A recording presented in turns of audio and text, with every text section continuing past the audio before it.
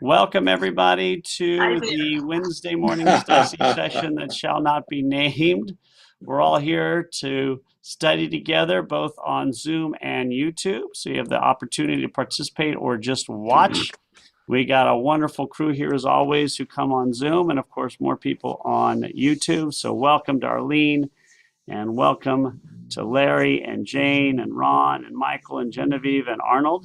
So excited to be here. Genevieve, thank you again for the beautiful yarmulke. I'll show you guys it. Somebody just literally just commented in my last, let's see. Oh, looks like a Very balloon. nice. I know, even spell my name correctly, which is very rare. Oh, that gave me a lot of anxiety. Yeah, great job. So what we're going to study today, of course, is Passover, as Passover is coming up in a short time. For everyone who would like, if you're interested, of course, our congregation hosts 2 Seders. We're going to make them a little larger than last year, but not as large as they usually were. So just please, as soon as they open up, it'll be April 5th and 6th. So first and second night. It's in Jennifer's email. Okay, yeah, it is in Jennifer's email if you have any questions about it. She has everything through April. Yeah, it does book up, so make sure to get your seats. We'll see if it books up. Well, before COVID, it always booked up. Last year it booked up, so we'll see how it does this year. So what we're going to do is talk a little bit about Passover and then Passover Seder. Next week we're doing something a little different, and then in 2 weeks we're going to look at Passover from different perspectives, including the Sephardic perspective.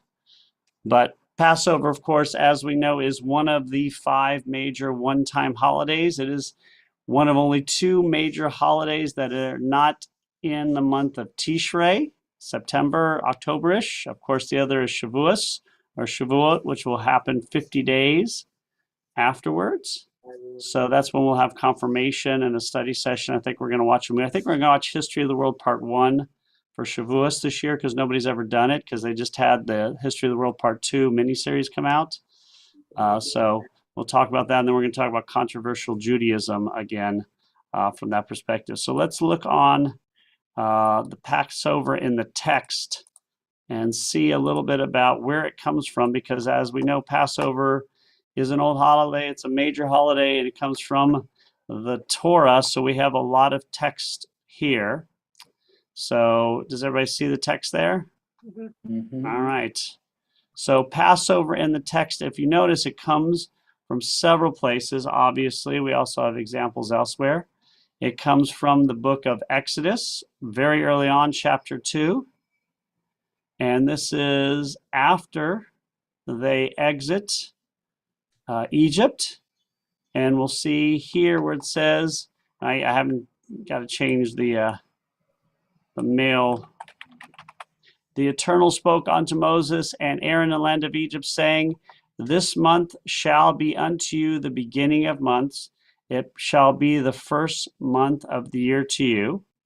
And the 10th day of the month they shall take every lamb according to their house, a lamb for the household. And if the household be too little, shall be a neighbor next to his house. Take one according to the number of souls, according to every man's eating. Yea, or ye, shall make your count for the lamb.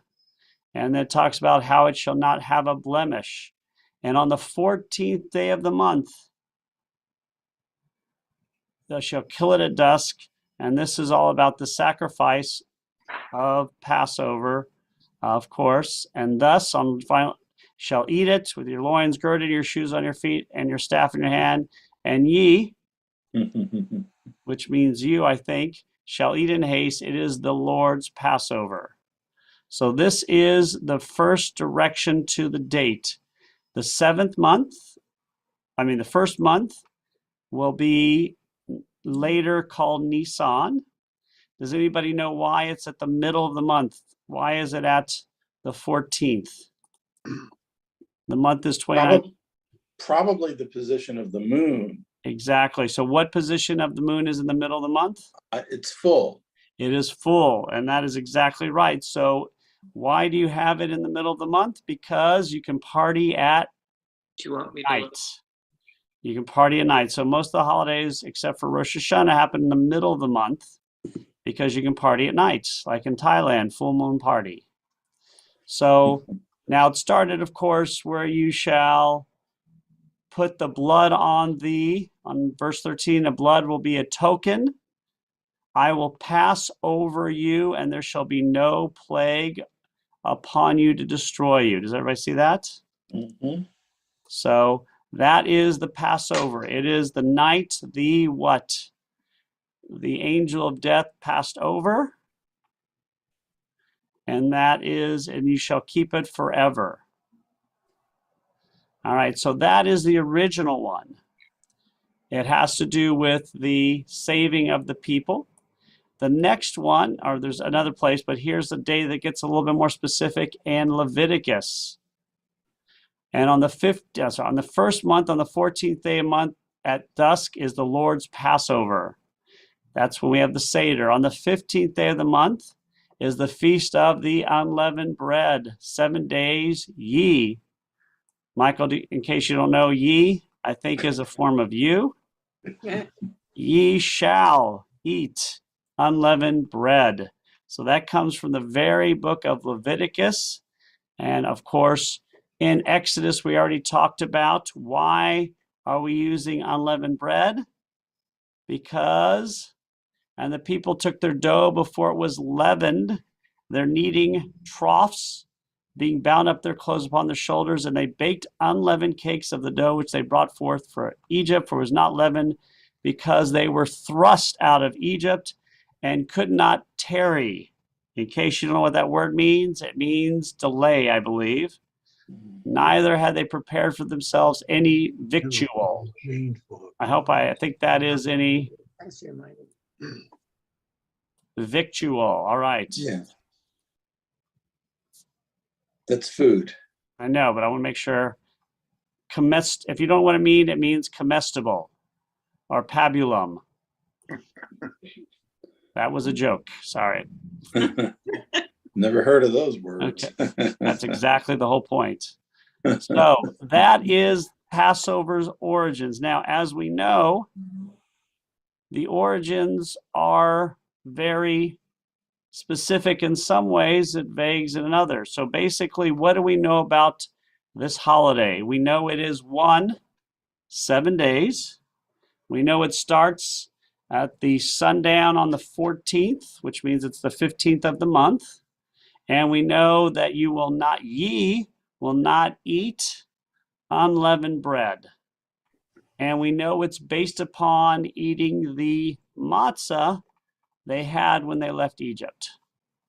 So this is what we know so far about the holiday. So some specifics, which we keep all of these things, we still have it on the first month, on the 14th, as sundown goes on the 14th, is when we do the Seder. We still do not eat unleavened bread traditionally for 7 days. And so that is kept to this day. Now, it doesn't say the name of the month because we didn't have the current Hebrew calendar yet, Nisan. It doesn't have all the stuff about corn. It doesn't say how much matzah you're supposed to eat. It doesn't say anything about cleaning your house yet. So these are all biblical rules going way back. So to get more into it, you go into the Talmud, into other texts. Let's go to Babylon Talmud, Brachot 17a. Larry, would you like to read this, where it says, after concluding his prayers? I'm having a little trouble. All right, if you can't see, no worries. You want to make it bigger? Can you drop bigger? Yeah, thanks. Thank you. You're welcome. Right here. Compilation words. It is surely known to you that you desire to do your will. Is that what No, sorry, it was after concluding his prayers. After concluding his prayers, Rabbi Alexandri would say, Master of the worlds, it is surely known to you that we desire to do your will, but what is holding us back? The yeast in the dough, the evil inclination in man, and subjugation of the nations. May it be your will to deliver us from their hands so that we may again perform your statutes with a perfect heart. All right, so we want to be good people. we want to do your will. What's holding us back? The yeast in the dough. So from his perspective, what does the yeast in the dough represent? Evil inclination. The evil inclination, which we all have. Everybody has the evil inclination. We have the inclination to do evil, Yetzer Hara, and the inclination to do good, Yetzer HaTov. And he's saying during Passover, the yeast of the dough represents the evil inclination that we can control, just like we can control what we eat. It's a strange metaphor, isn't it? Because It is a very powerful and strange metaphor, yeah, because it basically says for those who do not keep it, it's because you are freely choosing not to follow the evil inclination during that week. And it also teaches us something that Judaism professes very much, and that is we have control of our will. We can control the will, our evil inclination, just like we can control what we eat, except in my case, chocolate, which we know is not possible. So all I'm thinking about right now is Twix.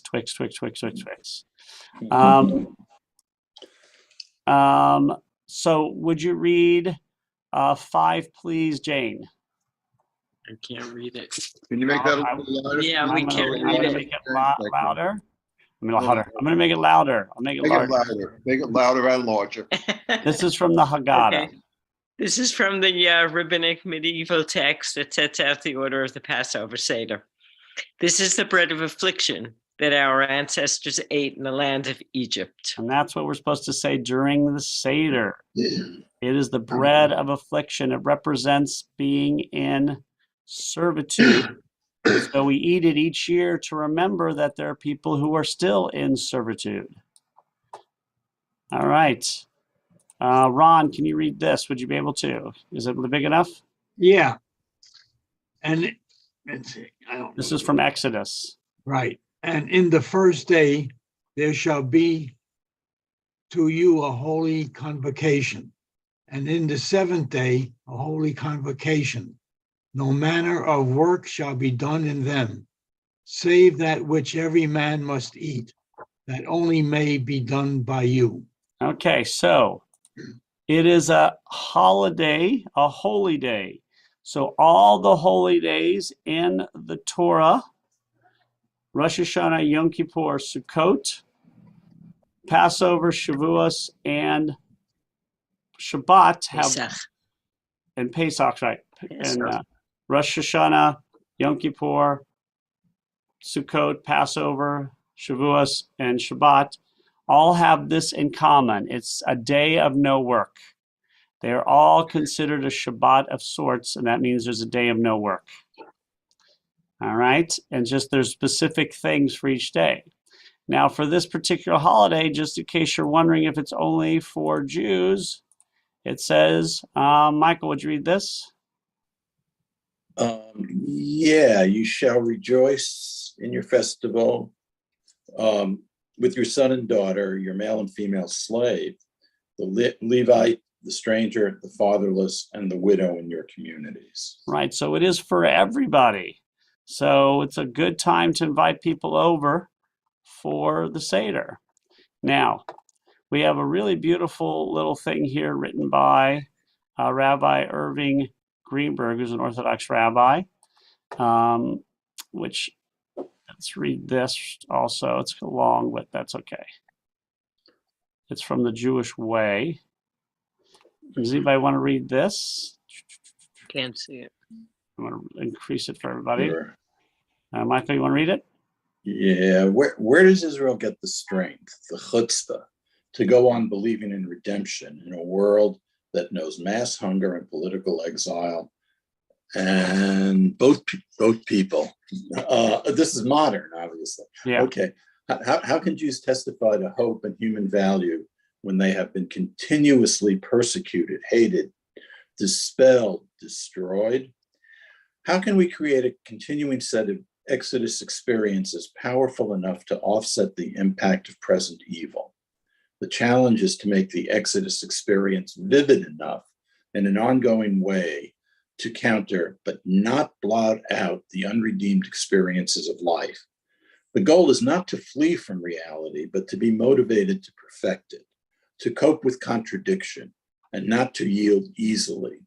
The memory must be a real experience, something felt in one's bones, tasted in one's mouth. This is why much of Jewish religion consists of reliving the Exodus. Remember all the days of your life, says the Torah. The rabbis added that the Exodus should be recounted every night as well. I wonder, is that maybe part of the Omer? It is as if the hope would crumble if it were not reaffirmed every few hours. Ceremonial remembrances of the Exodus event are included in the easy for me to say, you all know what it is, text, which is the 5 books of Moses, inside the tefillin, which are donned every weekday. The Exodus story, complete with the Song of Redemption at the Red Sea, is recited daily in prayers, shortly before the community gives the affirmation in the Shema prayer that the Lord our God is the one Lord. Okay. So what are we saying here? That we're supposed to continually remind ourselves of what they went through. We have to remind ourselves of the difficult times our ancestors went through, because if we don't, we won't remember perhaps the important nature of God. We won't appreciate what we have in life. I cannot even imagine. I was just talking about this other day. We're talking to we were meeting somebody who had just come to a country from Afghanistan and got out on the last flight out of Afghanistan a few years ago. Oh, wow. You know, the one where they're all jumping on the planes and you know, and at some point, somebody in our family history struggled and probably had to do something heroic to get to America.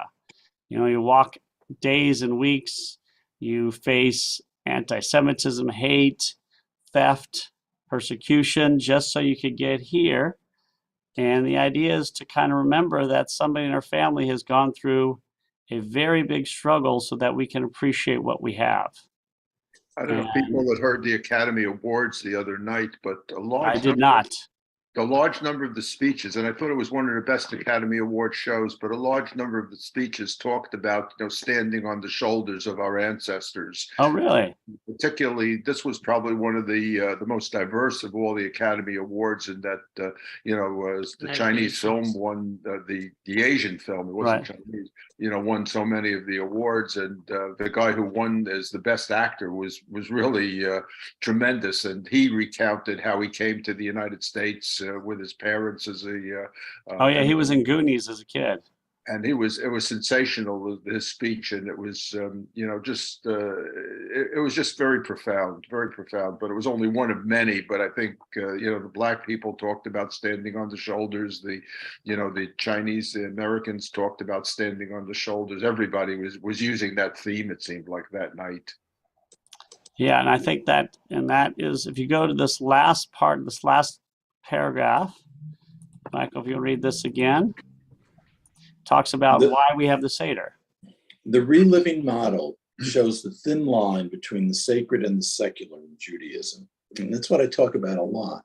The celebration of Passover, the annual commemoration of Exodus, seems to be all ritual or sacred activity, prohibited foods, leavened bread, specifically prepared and required foods, unleavened bread, bitter herbs, and the holy time when work is prohibited, sacrifice and prayer are required.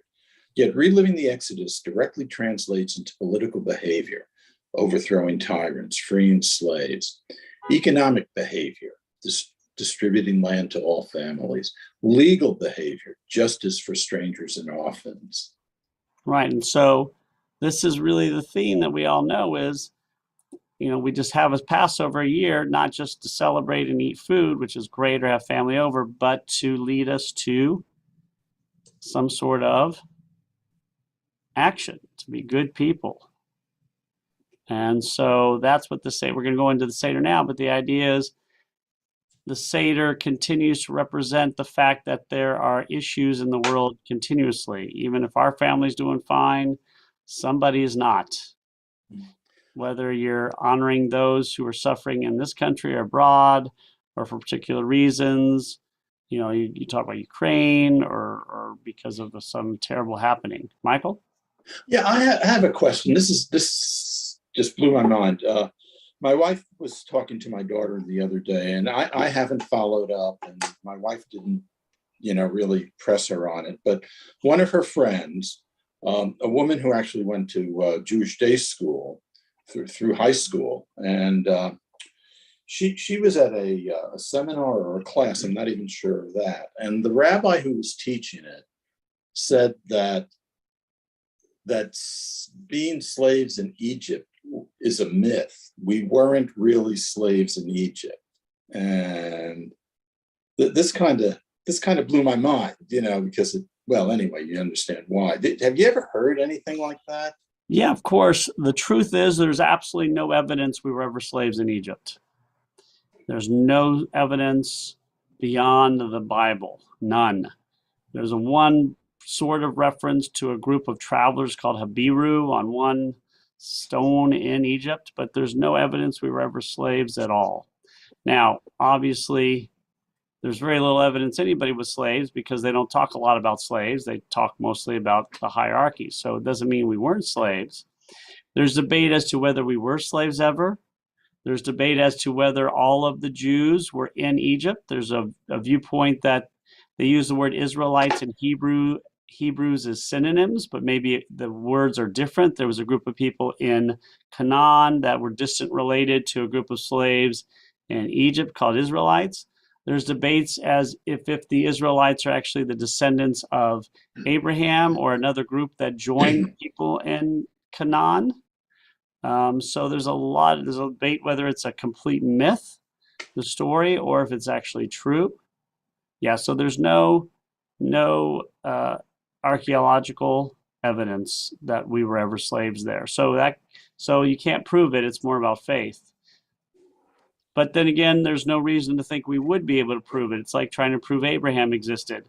Can you prove one man existed in 1800 BCE in the desert at a time before people were literate? Larry?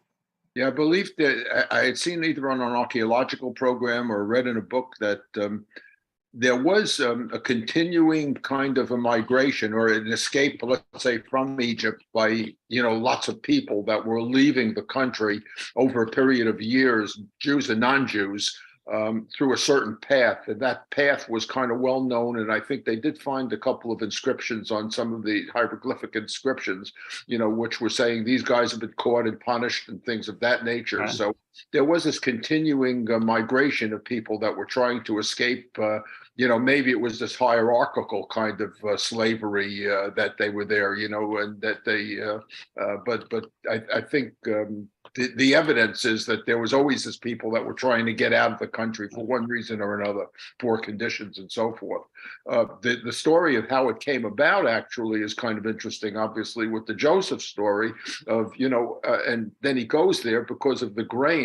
And there is some evidence, I guess, that, there was a migration into Egypt because it was supposedly a land of plenty and that there was sufficient grain and storage there at the time. Yeah, that's all true. I mean, go there for that reason. Yeah, Egypt had something that most places didn't have, and that was a consistent water supply. Whereas, Israel depends on rain, as does all the areas west of Egypt. Egypt did not depend on rain. So that's one of the reasons Egypt, and the same thing with north and Babylon, they had the Euphrates and the Tigris. So it is true people went to Egypt because of drought and famine. That is very true because Egypt had a consistent. Two, it is true that in the 13th century, especially, Egypt started to wane and people started to flee. That is true. That's why a lot of people date. It is true that this happened during the times of Ramses II, who many people believe was the pharaoh of the story. So all that is true. There is a highway, it was called the King's Highway, I believe, that went from Babylon to Egypt through what is now Israel and Jordan, and that is true as well. So all those things are true.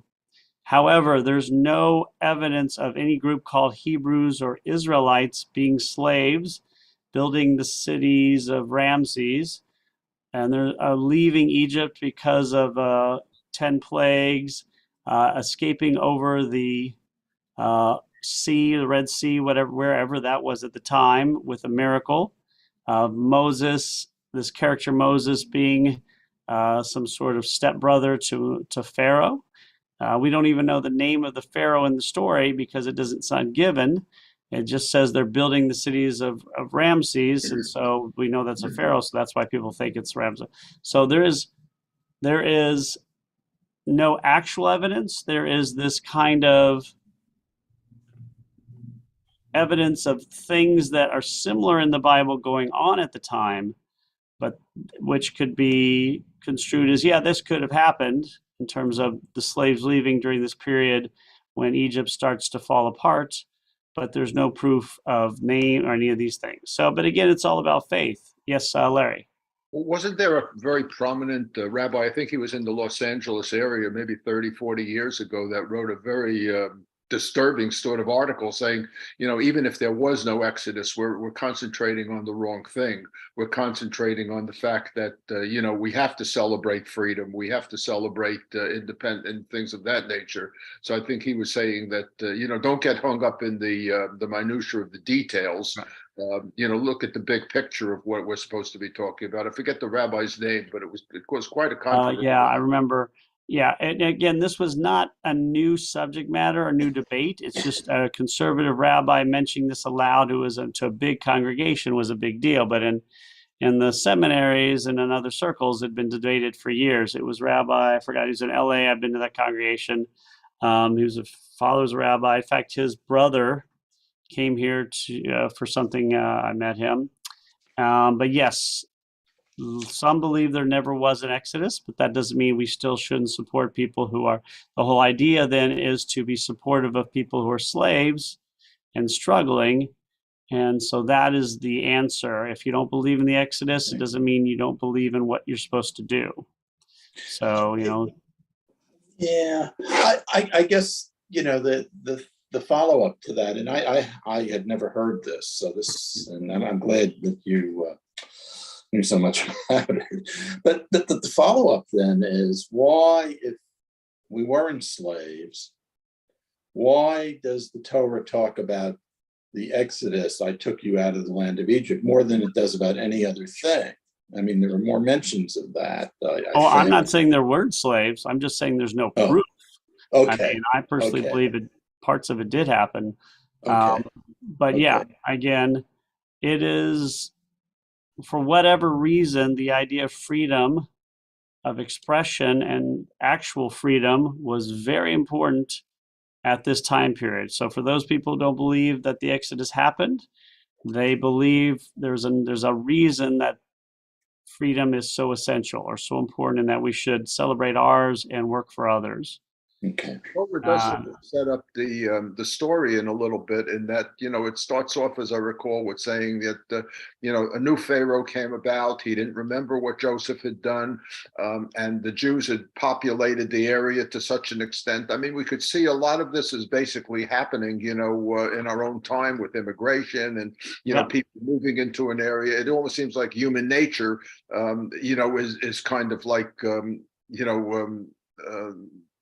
the motivation for for this kind of a thing, where you get a large group of people now, they're taking our jobs and they're taking over our culture and things of that nature. So there is some kind of a underneath a backstory here that could be drawn, I think. Yeah, and I think it's human nature, and that's why the story says you got to continually repeat. It's kind of like parking or holidays in Savannah. Every year we'll go to the city and talk about which holidays are Jewish holidays, what do we need parking for, and then we have to go do it another year or every other year or so. Because why?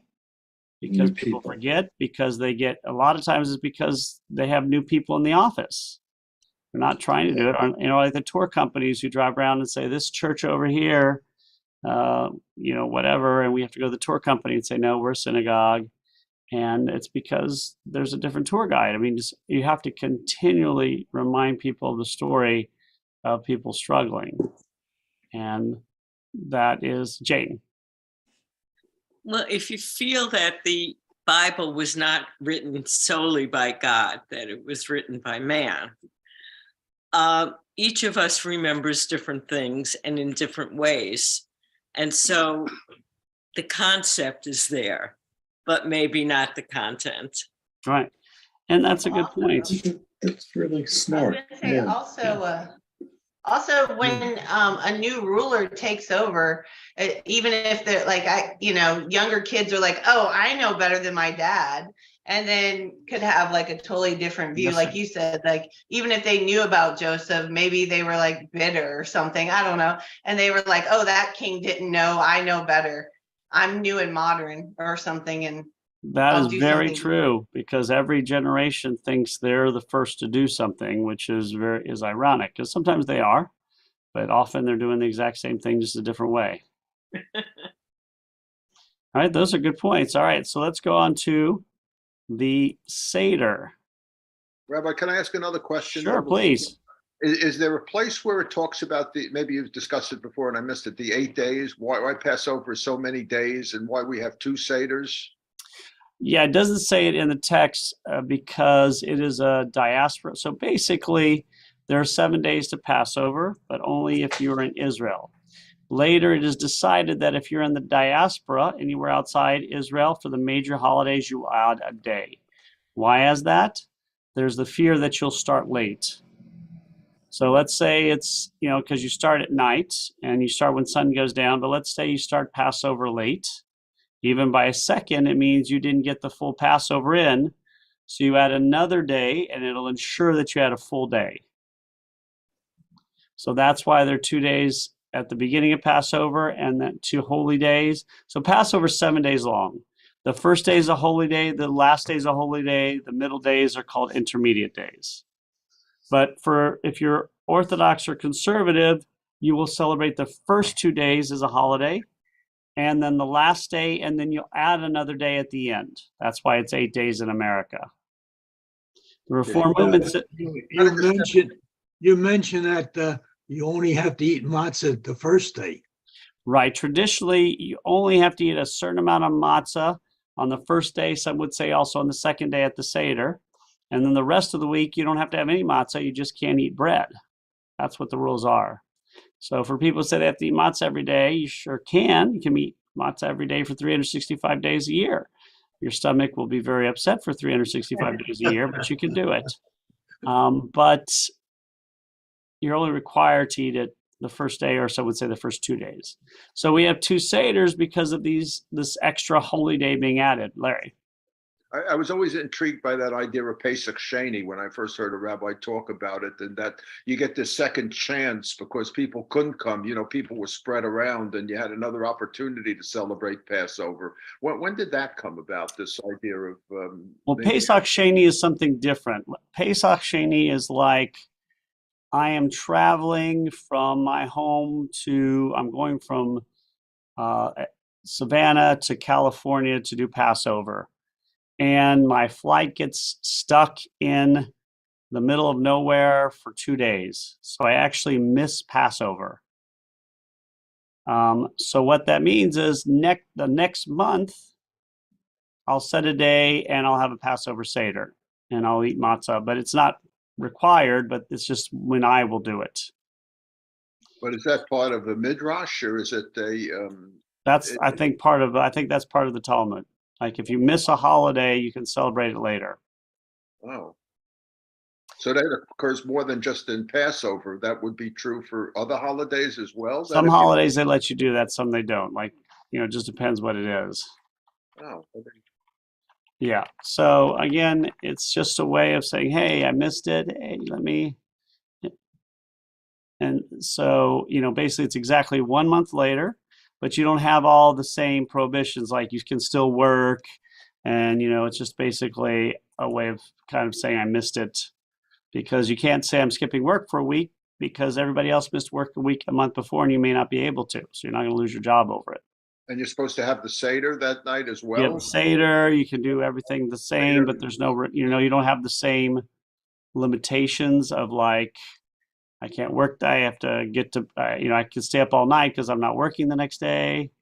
I can eat bread the next day, some people. So it's just if you miss the holiday, you celebrate it. Yeah, kind of like a takeoff. I remember down at the Jersey Shore here, they have what is called Christmas in July, because a lot of people come to the Jersey Shore. I'm not comparing the two. Exactly. That's Yeah. exactly what it is. Yeah. Pesach, Passover in July. Yeah. All right. That's a good point. Now let's go to the Seder in the text. All right. So we'll read, Genevieve, do you want to read this part where it says from the Pesach Haggadah? Number 2. In every generation, one is obligated to see oneself as having personally gone out from Egypt, as it says, Exodus 13:8. And you will speak to your child on that day, saying, For this did God do unto me. Unto me when he took me out of Egypt. It was not only our ancestors that the Holy One, blessed be he, redeemed from Egypt, but we too were redeemed along with them. And keep going. Read the next paragraph, if that's okay. Oh, Passover is the ultimate attempt to involve people in the experience of Exodus. On the yearly anniversary of its occurrence, the entire Exodus from slavery to freedom is recreated in the song, story, food, and dress, so that it is experienced as an actual happening. Although some models for reenactment are found in the Bible, it is left to every generation and every family to create the total experience. Every day, homey aspects of life, food, table, setting, cooking, dress, conversation, singing, are shaped and fused to create a transcendental reality. Perfect. Oh, that's beautiful. It is. And this is again, Rabbi Greenberg. So we go back to probably the most important idea when we say, and you'll speak to the children or to your child, for this God did to me when he took me out of Egypt. We don't say when God took our ancestors, when God took us. The idea is we have been redeemed from God. Excuse me one second. Oh, there's a water fountain right there, or you can go downstairs to the kitchen. So every generation says, I was redeemed from Egypt. It's a way of understanding and putting ourselves in the place of our ancestors. Again, it's just like when somebody has a disease and I say, well, I've had that disease too. I understand what you're feeling. Or so that's exactly this. I understand what you're feeling because so it's a way for us to be more empathic, empathetic, sympathetic, supportive of those who are suffering. And so that's why we have that in the Haggadah, which is probably the most important part of the Haggadah, where it says, for this God did to me when God took me out of Egypt, not when God took my ancestors out. All right, anybody want to read from the Mishnah, which is the first part of the Talmud, where it says Pesachim, because there's a whole section on Pesach. Yeah, if you make it bigger. Okay. I have that kind of computer skills. I am the most skilled computer person on planet Earth. I can enlarge the font. They pour the second cup for him, the Seder leader, and the child then questions his father. If the child is not knowledgeable, Rabbi, you're going too fast. Oh, sorry. Gotta read faster, Ron. If the child is not knowledgeable, then his father teaches him. Why is this night different from all other nights? On all other nights, we eat both leavened as well as unleavened bread, but on this night, we eat only unleavened bread. On all other nights, we eat all kinds of vegetables, but on this night, we eat bitter herbs. On all other nights, we eat meat that is roasted, stewed, or cooked, but on this night, we only eat roasted. On all other nights, we dip once, but on the night we dip twice. On this night, we dip twice. The father must instruct his son according to the son's intelligence. He begins with shame and concludes with praise. All right. So we learned that the 4 questions are part of this Mishnah. So it comes from the Mishnah all the way back from the 2nd century.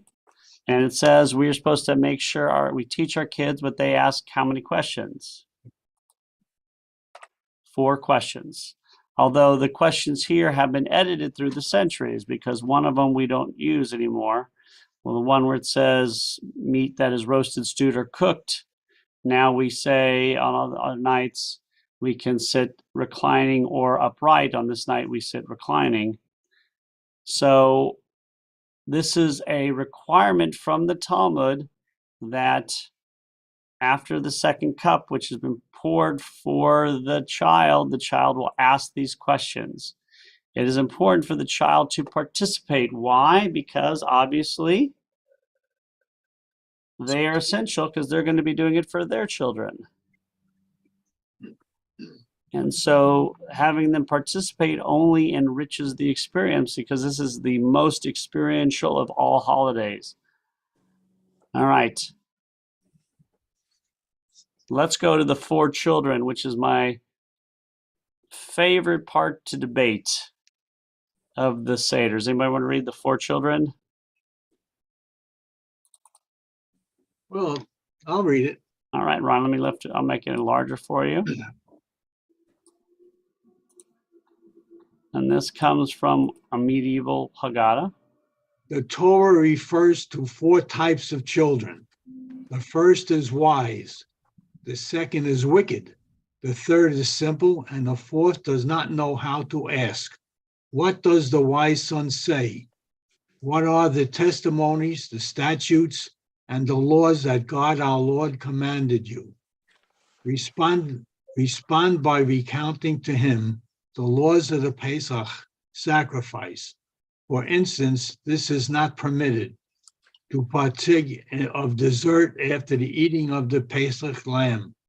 What does the wicked son say? What is the service of yours? Yours and not his. By excluding himself from the community, he rejects the main principle of faith. Reprove him and say, it is because of this service that God acted on my behalf. When I left the land of Egypt, he acted for me, but not for him, the wicked son. Had he been there, he would not have been saved. What does the simple son say? What is this? Answer him by saying, God took us out of Egypt, out of the house of bondage, with his mighty hand. As for the one who does not know how to ask, you prompt him. As the verse states, you shall say to your son on that day, it is because of this service that God acted on my account when I left the land of Egypt. All right, why is this so important? We have the 4 sons, or we say today 4 children. What is the main debate for this section these days? It is for me and for a lot of others, do you actually have a son who is a child who is wise? Do you actually have a child who's wicked or simple or does not know how to ask? Obviously, it's a very difficult thing to say a kid is wicked. What would we probably say today instead? We would say the child is Obnoxious. All right, obnoxious. The kid is acting wickedly. The kid seems wise for his age. The kid is simple would be, well, or the kid who doesn't know how to ask would be, well, my 3-year-old son is too young to know how to ask. The simple one is the one who's too young to know too young to understand the question. So what many of us believe is that this is not 4 types of children in that you are labeled for your life, but 4 types of children in that we are all these children at some time in our life, except for Ron, who was born wise. So except for Ron, who was born wise, we all are this type of child at different times in our lives. So it's a nicer way to look at it, because we don't want to label anybody wicked, because we know what labeling can do to children. We don't want to label anyone simple. Don't want to label anyone somebody who knows how to ask, and we don't want to put the pressure on a child saying you're wise, because you're not. Wisdom, even if a child is very smart in science and math, wisdom is different than smart. Wisdom has a sense of years of experience. And so It almost seems like a parent guide to like how to deal with your child when he's acting like this. Like it's all the same child, but like you said, like they could be different types at different times. Like your kid can be good, but then they're acting out. So like if they're acting this way, this is your response. that's excellent. A child guide, an ancient guide to child rearing. Very good. That is exactly what it sounds like. So, Rabbi, and yes, Larry. yeah, I think a lot of the Haggadahs that I've seen, and I think we talked about this last time, or maybe with other people, but they do show this, and I'll hold it up. I don't know if you could see it, but this complexity of children, and you could see that they're not one color, that everybody is a blend. And I think the point that the newer Haggadahs seem to try to make is that everybody has within them certain of these inclinations, being wise or being stupid or being foolish or whatever, the pluses and minuses are. So, everybody has a little bit of that, even if you're denying that there are 4 totally distinct types, which I think modern psychology would probably, agree with Right. more. I think we all agree on that. Now, when you see the next one, number 6, it's the Jerusalem Talmud. That's a different Talmud than what we usually use the Babylonian Talmud. The Jerusalem Talmud, of course, was finished in Israel, the 5th century CE. The Babylonian, probably in the 6th century BC, CE. But even though it's the Jerusalem one, you would think that'd be more important. Actually, the Babylonian one is the one that's more important, longer, although the Jerusalem Talmud is in many ways better in terms of how easy it is to understand. So the Jerusalem Talmud goes here to discuss the question, why 4 cups of wine? And the answer is, it says from a passage from Exodus in chapter 6, I shall free, and then it says, save, and I'll read the whole text. Say to the people of Israel that I am God, I shall free you from the land of Egypt and save you from their oppression. I shall redeem you with an outstretched arm, and with great judgment I shall take you as my people. So from the 4 verbs in this sentence, free, save, redeem, and take. So Here, I thought it was for the 4 children you had to deal with. yes, and that is a good point. That's what a lot of people would think, because 4 is used in several ways here. And that is, this is why this person in the Jerusalem Talmud tries probably to separate that belief. Now, what we also see in the Mishnah and Pesachim is specific teachings about the bitter herbs and about the harosets. So what this means is some traditions we have been doing for almost 2,000 years, and we can prove it because it's in a book that's 2,000 years old. We can prove we've been eating bitter herbs. We can prove we've had harosets. We can prove there has been the 4 cups of wine since the Jerusalem Talmud was completed in the 5th century. So there's a lot of things we can prove because there is so much about Passover in the Mishnah and the Talmud. So it's kind of interesting that there's a connection all the way back that people don't always realize. Let's go, before we finish, to number 13.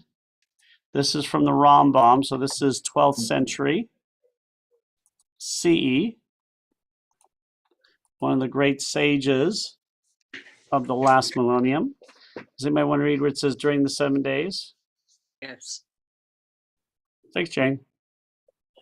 During the 7 days of Passover, a person must be joyous. While eating and drinking, he must also provide for the convert, the orphan, the widow. Oh, sorry. Okay. The widow and other downhearted indigents. One who locks the door of his courtyard, eating and drinking with his children and wife, but not including the poor or the downcast. Such a meal is not an expression of religious joy, but rather of rejoicing with his stomach. Concerning such people, the verse states, their sacrifices are like meals of mourning. Whoever partakes of them shall be defiled, for their food is for themselves alone. Such joy is actually a disgrace, as the verse states, I shall spread dung upon your faces, the dung of your holiday sacrifices. All right, and this is an important irony to understand from this. Even the poorest man should recline during the Seder, basically. So the Seder is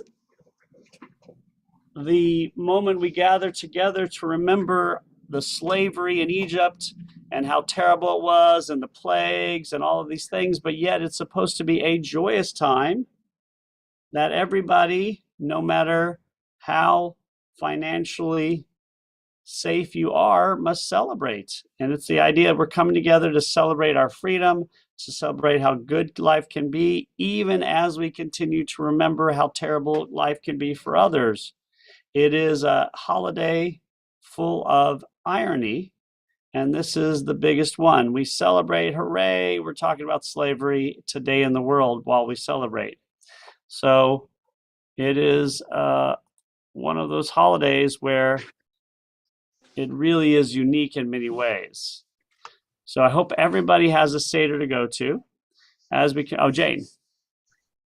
There are some people who say that if you're not Jewish, you should not be at their Seder. Oh, Lord.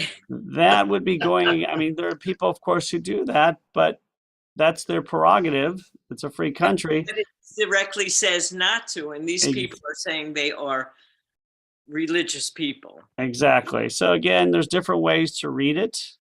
I mean, if you're in the ultra-Orthodox neighborhoods in New York and Israel, you're not having non-Jews because you don't know any non-Jews.